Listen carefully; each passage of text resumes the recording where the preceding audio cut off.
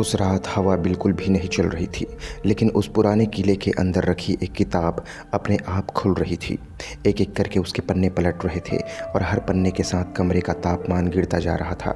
कमरे में बैठा वह आदमी काँप रहा था, लेकिन ठंड से नहीं, डर से, क्योंकि जैसे ही उसने उस किताब का आधा हिस्सा पढ़ा, उसे दीवारों से आवाज़ आने लगी, पेड़ उनसे बातें करने लगे, जानवर उसे घूरने लगे और आईने में उसका चेहरा उसका अपना नहीं रह पाया और अगले ही दिन वह आदमी गायब हो गया। उस कमरे में सिर्फ एक चीज़ ही बची थी, वो थी किताब, नीलावंती ग्रंथ। नमस्कार दोस्तों, स्टोरी यूनिवर्सिटी देख रहे हैं आप और मैं आपका दोस्त भीम सिंह साहू और मैं आज आपको बताने वाला हूँ नीलावंती ग्रंथ के बारे में। लेकिन स्टोरी शुरू करने से पहले दोस्तों, अगर आपने अभी तक मेरे इस चैनल को सब्सक्राइब नहीं किया है तो प्लीज़ इसे जल्दी से सब्सक्राइब कर ले, ताकि नई नई वीडियोज़ आपके लिए हमेशा उपलब्ध रहे। आज की कहानी एक कहानी नहीं, बल्कि एक ऐसा रहस्य है जिसके बारे में कहा जाता है कि इसे जानने वाला कभी पहले जैसा नहीं रहता। आज हम बात करेंगे नीलावंती ग्रंथ के बारे में। यह कहानी शुरू होती है 1800 के दशक के अंत में, भारत के मध्य भाग में एक छोटे से गांव से, जिसका नाम था अरण्यपुर। यह गांव जंगलों से घिरा हुआ था और यहाँ के लोग आज भी प्रकृति को भगवान मानते थे। लेकिन इस गांव के बारे में एक अजीब बात थी, यहाँ के लोग कभी रात के समय जंगल में नहीं जाते थे। क्यों? क्योंकि उनका मानना था कि जंगल में कोई एक ऐसी शक्ति रहती है जो इंसानों को अपने पास बुला लेती है और फिर कभी वापस नहीं आने देती। गांव में एक लड़का रहता था, नाम था विराज। विराज बाकी बच्चों जैसा नहीं था। जब दूसरे बच्चे खेलते थे, वह अकेले बैठकर पेड़ों को देखता था। कभी कभी वह मुस्कुराता भी था, जैसे कोई उससे बातें कर रहा हो। शुरू में लोगों ने सोचा बच्चा है, कल्पना कर रहा होगा। लेकिन एक दिन उसकी माँ ने उसे देखा, वह एक घायल हिरण के पास बैठा था और उससे कुछ कह रहा था। कुछ देर बाद वह हिरण उठकर चला गया। उसकी माँ डर गई। उसने पूछा, तू क्या कर रहा था रे? विराज ने मासूमियत से जवाब दिया, माँ, वो मुझे बता रही थी कि उसका पैर दर्द कर रहा है। मैंने उसे समझाया कि डर मत। माँ ने इसे बचपना समझकर नज़रअंदाज कर दिया। लेकिन कुछ दिनों बाद गांव में एक घटना हुई। एक बच्चा गायब हो गया। पूरा गांव खोजने निकला, लेकिन कहीं नहीं मिला। तभी विराज बोला, वह जंगल के उस हिस्से में है जहाँ कोई नहीं जाता। अब सब लोग चौंक गए। उन्होंने पूछा, तुम्हें कैसे पता? विराज बोला, कौवे बता रहे हैं। सबने सोचा यह पागल हो गया है, लेकिन जब वे वहाँ पहुँचे तो बच्चा सच में मिल गया। उस दिन से गांव वालों को उससे डर लगने लगा। कुछ महीनों बाद गांव में एक साधु आया। उसने विराज को देखा और तुरंत उसके पिता से कहा, यह बच्चा सामान्य नहीं है, इसमें प्रकृति की भाषा समझने की शक्ति है। पिता डर गए। उन्होंने पूछा, यह अच्छा है या बुरा? साधु बोला, शक्ति कभी अच्छी या बुरी नहीं होती, उसे उपयोग करने वाला तय करता है। फिर उसने एक और बात कही, लेकिन सावधान रहना, ऐसी शक्तियों के पीछे हमेशा कोई न कोई साया जरूर रहता है। उस दिन के बाद विराज को अजीब सपने आने लगे। वह एक सुंदर स्त्री को देखता जिसकी आंखें नीली थी और उसके आसपास जानवर खड़े होते थे। वह कहती, तुम मुझे पहचानते नहीं, लेकिन मैं तुम्हें पहचानती हूँ। विराज डर जाता। एक रात उसने पूछा, तुम कौन हो? वह मुस्कुराई, मैं नीलावंती हूँ। उसने कहा, तुम्हारे अंदर वही शक्ति है जो मेरे अंदर थी, लेकिन यह वरदान नहीं, यह परीक्षा है। विराज ने पूछा, कौन सी परीक्षा? वह बोली, मनुष्य बनने और शक्ति बनने के बीच की। नीलावंती ने उसे बताया कि जंगल के बीच एक पुराना वृक्ष है जहाँ एक ग्रंथ छुपा हुआ है। जो उस ग्रंथ को पाएगा वह प्रकृति, आत्माओं और सब पर अधिकार पा सकता है। लेकिन उसने चेतावनी दी, अगर तुम इसे लालच में पढ़ोगे तो तुम यहीं खत्म हो जाओगे। विराज ने यह बात किसी को और नहीं बताई, लेकिन उसके अंदर जिज्ञासा बढ़ने लगी। क्या सच में एक ऐसी शक्ति है? क्या वह लोगों की मदद कर सकता था? क्या वह अमीर बन सकता था? एक दिन गांव में एक अमीर व्यापारी आया। उसने विराज को बुलाया और कहा, मुझे तुम्हारी शक्ति के बारे में पता है। विराज चौंक गया। व्यापारी बोला, अगर तुम मेरी मदद करोगे तो मैं तुम्हें सब कुछ दूंगा। विराज ने पूछा, क्या मदद? व्यापारी धीरे से बोला, नीलावंती ग्रंथ ढूंढने में। और दोस्तों, उसी पल विराज को महसूस हुआ कि यह खेल अब बहुत खतरनाक होने वाला है, क्योंकि जैसे ही व्यापारी मुस्कुराया, उसकी आंखों कुछ पल के लिए लाल हो गई थी। उस रात विराज सो नहीं पाया। उसके दिमाग में बार बार वही बात घूम रही थी, व्यापारी की लाल आंखें। वह खुद को समझा रहा था कि शायद यह उनका भ्रम था, लेकिन अंदर कहीं न कहीं उसे महसूस हो रहा था कि यह आदमी सामान्य नहीं है। अगले दिन वह व्यापारी फिर उसके घर आया।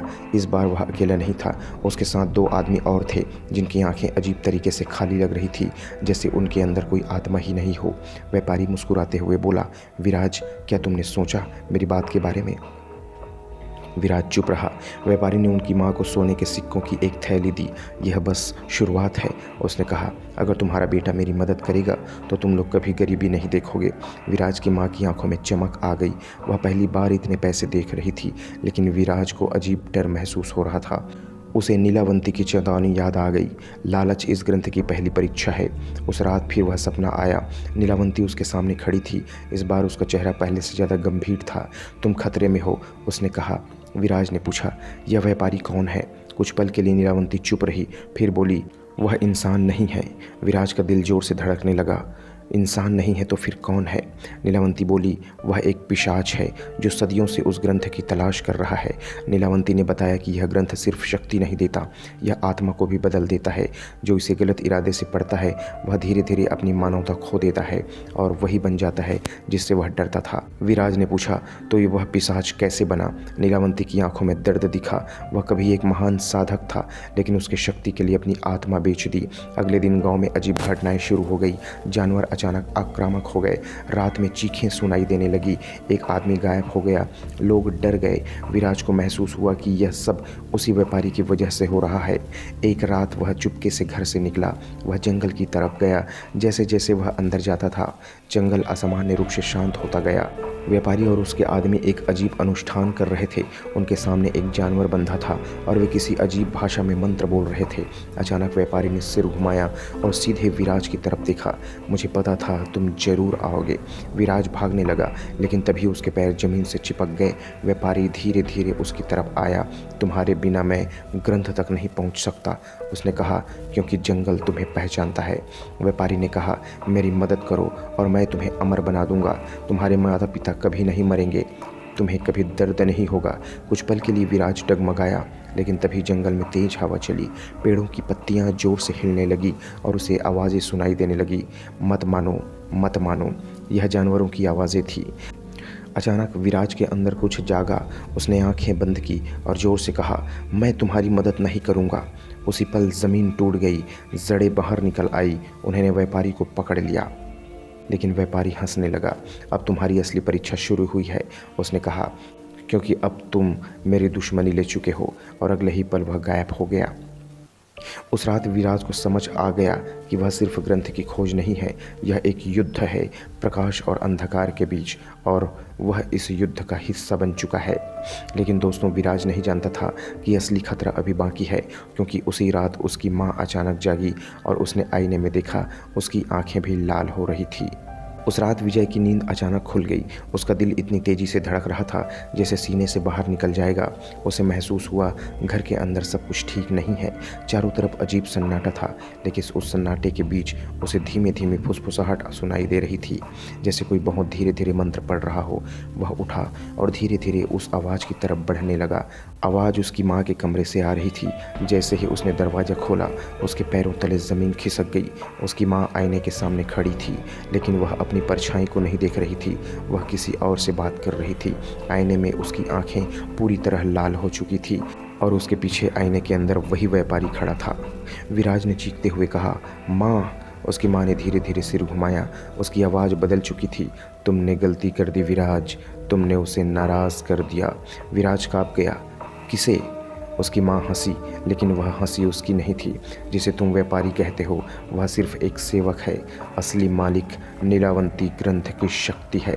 अचानक कमरा अंधेरा हो गया और विराज फिर उसी जगह खड़ा था जहां वह अपने सपनों में जाता था। उसके सामने नीलावंती खड़ी थी, लेकिन इस बार वह शांत नहीं थी। उसके चेहरे पर दर्द और क्रोध दोनों थे। विराज ने कहा, तुमने मुझे यह सब क्यों नहीं बताया? नीलावंती बोली, क्योंकि यह परीक्षा तुम्हारी थी। हर पीढ़ी में एक व्यक्ति चुना जाता है जो इस शक्ति को संभाले या खत्म करे। विराज ने पूछा, क्या मेरी माँ मर जाएगी? नीलावंती बोली, अगर तुमने ग्रंथ को नष्ट नहीं किया तो सिर्फ तुम्हारी माँ नहीं, पूरा गांव नष्ट हो जाएगा। विराज के सामने दो रास्ते थे। पहला, ग्रंथ को पढ़कर शक्ति प्राप्त करना, दूसरा उसे हमेशा के लिए नष्ट कर देना। लेकिन नीलावंती ने चेतावनी दी थी, अगर तुम इसे नष्ट करोगे तो तुम्हारी सारी शक्तियाँ भी खत्म हो जाएगी, फिर तुम एक सामान्य इंसान बन जाओगे। कुछ पल के लिए विराज चुप रहा। उसने अपने जीवन के बारे में सोचा, लोगों की मदद करने की शक्ति, भविष्य देखने की शक्ति। लेकिन फिर उसे अपनी माँ की याद आई, गांव के लोग याद आए और उसने निर्णय लिया, नीलावंती ने उसे जंगल के उस हिस्से में पहुंचाया जहां एक प्राचीन मंदिर था। यह वही जगह थी जहां ग्रंथ छिपा था। जैसे ही वह अंदर गया उसे आवाज़ें सुनाई दी। तुम देर से आए हो। व्यापारी वहां खड़ा था, लेकिन अब वह इंसान जैसा नहीं दिख रहा था। उसका असली रूप सामने आ चुका था, लंबा, भयानक और उसकी आंखों में असीम अंधकार। तुम्हें लगता है कि तुम मुझे रोक सकते हो? वह गरजा। मैं सदियों से इस शक्ति का इंतज़ार कर रहा हूँ, विराज ने कहा। यह शक्ति किसी की नहीं है। व्यापारी हंसा। फिर देखो, आज यह मेरी होगी। उसने हमला किया। जंगल कांपने लगा, मंदिर की दीवारें टूटने लगी। लेकिन तभी विराज ने ग्रंथ उठा लिया। जैसे ही उसने उसे खोला, हजारों आवाज़ें एक साथ गूंज उठी। पेड़, जानवर, आत्माएं सब उसकी शक्ति बन गए। लेकिन उसी पल उसे समझ आ गया, ग्रंथ को नष्ट करने का एक ही तरीका था, अपनी आत्मा की ऊर्जा से।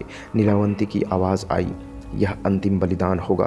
विराज ने बिना सोचे ग्रंथ को अपने सीने से लगा लिया और जोर से कहा, मैं इस शक्ति को समाप्त करता हूँ। एक तेज प्रकाश फैला, व्यापारी चीखा और राख बन गया। मंदिर ढह गया। जब विराज की आंखें खुली, वह गांव के बाहर था। सब कुछ शांत था।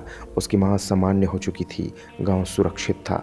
लेकिन अब उसे जानवरों की आवाज़ें सुनाई नहीं दे रही थी। वह मुस्कुराया, क्योंकि उसने अपनी शक्ति खोई थी लेकिन अपनी मानवता बचा ली थी। कुछ साल बाद लोग कहते हैं कि जंगल में अभी भी कभी कभी एक नीली रोशनी दिखाई देती है, और कुछ लोग दावा करते हैं कि नीलावंती ग्रंथ पूरी तरह नष्ट नहीं हुआ। उसका एक अंश अभी भी कहीं छिपा है और अगली पीढ़ी का इंतज़ार कर रहा है। दोस्तों, यह तो थी आज की कहानी। आपको कैसी लगी कमेंट करके ज़रूर बताइएगा। अगर कहानी अच्छी लगी है तो इसे एक लाइक, कमेंट, शेयर और मेरे इस चैनल को सब्सक्राइब ज़रूर कीजिएगा। वीडियो को पूरा देखने के लिए आपका बहुत बहुत धन्यवाद। आपका दिन शुभ हो। नमस्कार।